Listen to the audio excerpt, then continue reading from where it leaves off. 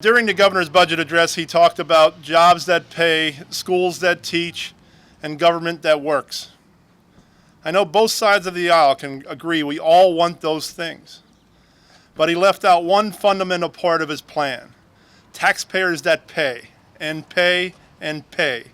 From the cradle to the grave, taxpayers will be paying more, lots more, under his proposal.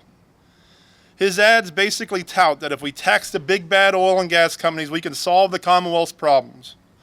What he doesn't say is out of all the new tax increases, 3 cents of every new dollar would be from the Marcellus shale industry. The other 97 cents will be paid by you and I and our small businesses. He states we are the only gas-producing state in the nation without a severance tax. It's important to remember what he doesn't say. We are the only state in the nation with an impact fee that keeps the majority of the money in the areas that are most affected by the industry. Let's make sure we do have a fair tax. But to do that, we need to look at all the taxes when we compare ourselves to other states.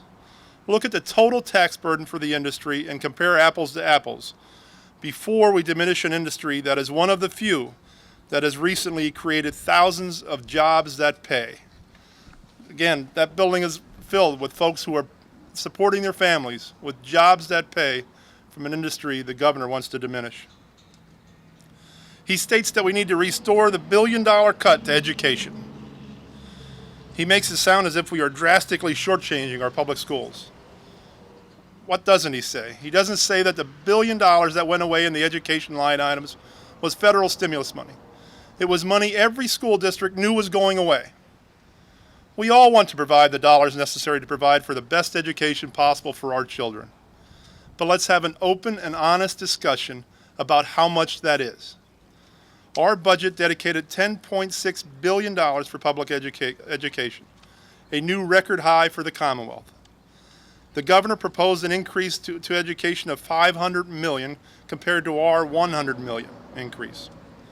What he doesn't tell you is that 32% of that new funding he proposed would go to the Philadelphia schools, while the other 499 school districts would split the other 68%. We are 10th in the nation in total funding per student, nearly $3,000 per student above the national average. We all want schools that teach, but let's have an honest, open discussion on how we get there. The governor's proposed tax increases are higher than the other 49 states combined. Simply put, the governor's budget plan doesn't fight for the middle class, it doesn't lower taxes, and it doesn't fairly distribute more funding to our schools. Pennsylvanians want a government that lives within their means and isn't always looking to reach into their pockets so that government can spend more. Let's start having open and honest discussions. Telling the truth leads to a government that works.